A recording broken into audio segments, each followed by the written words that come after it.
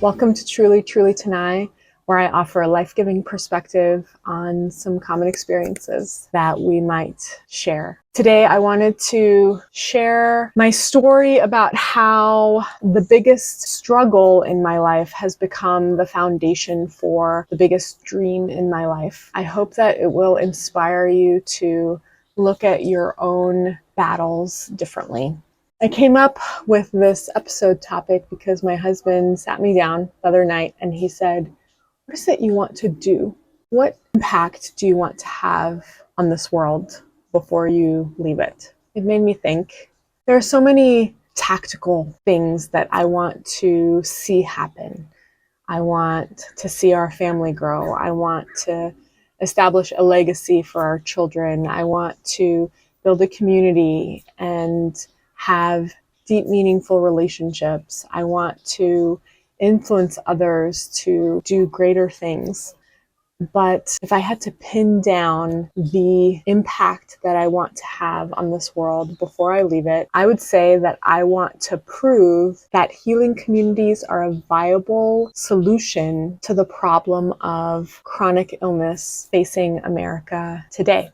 When he heard me say that, he said, "How did you get to that dream? Tell me, just walk me through it." I said, okay. It all started when my body shut down from PTSD in 2014, and I had to quit seminary and rent out my house and move back in with my parents and become a homeless veteran and cry out to God. And I was like, what's going on? How do I get here? As I started embarking on that healing journey, I discovered the difficulty of navigating a health and wellness industry that is completely disjointed and wildly inaccessible for many people. And even if it was much more interconnected and much more accessible, it would be very difficult to navigate because a lot of people don't understand biology and medicine and healthcare enough to navigate it properly. Now, I discovered in my journey, I had two advantages that other people don't usually have. One, I have a biology degree, and that means I can speak with healthcare providers at a higher level. I can ask informed questions. I can research on the internet and see if the hypotheses of certain articles, whether they're blogs or scientific articles, are logical, if they're making logical leaps, if they have some false assumptions. I can make decisions for my own healthcare, even if I don't quite know what's going on with me, because I can advocate for myself.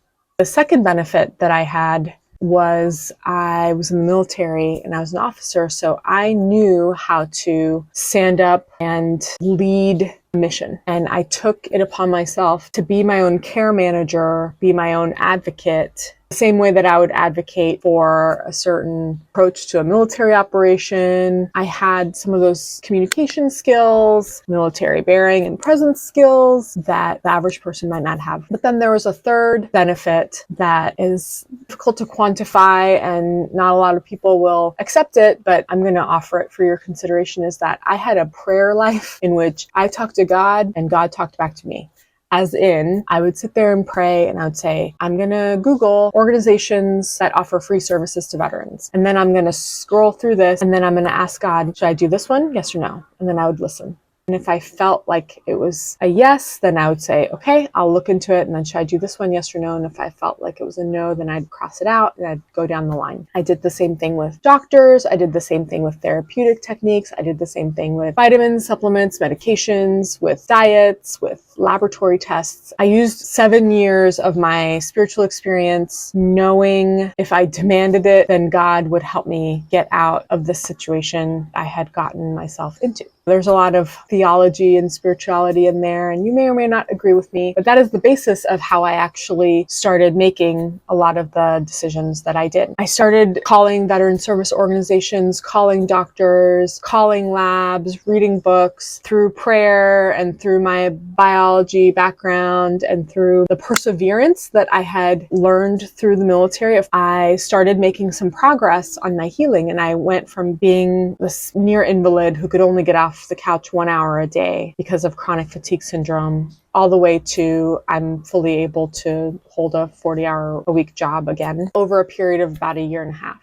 When I got back to that 40-hour-a-week job, I started reflecting on what I had learned in the previous year and a half. And I said to myself, wow, I made it through that mess of a health and wellness industry. I made it through speaking with healthcare providers and making informed choices, learning how to say no to certain providers and yes to other providers and certain techniques and experiences. And I made it choosing what to put into my body and choosing what to keep out of my body. But I sure had a lot of advantages that other people don't seem to have. And as I spent the next few years running into these other people, listening to their stories, giving them prayer and sharing my story with them about what helped me get out of the situation that they were finding themselves in, I discovered how significant my advantages were. Because I couldn't just say, well, just use your biology degree to look up National Library of Medicine, PubMeds, and just search keywords for chronic fatigue syndrome, prediabetes, and thyroid disease. Do your research. I couldn't say that to the average person, but that's what I did to make choices about which doctors to go to next, what to ask for the doctors to look into next. Now, I went through 5 doctors of all different sorts before I figured out what was wrong with me, and none of them, by the way, told me that. I concluded what was wrong with me based on a little piece of information that I garnered from each of those 5, and then I made my diagnosis, and then I found the treatments to that, and the treatments work. After all these years, 10 years, all of the subsequent symptoms and side effects still fit with that diagnosis and not others. It was the right diagnosis for me, but those doctors didn't find that because I was an anomaly or an outlier for all of their practices. I also couldn't go to the average person and say, well, just ask God and he'll tell you what to do. He'll tell you which doctor to go to. He'll tell you which veteran service organization to go to, because not everyone has that kind of prayer relationship that I had developed by that point.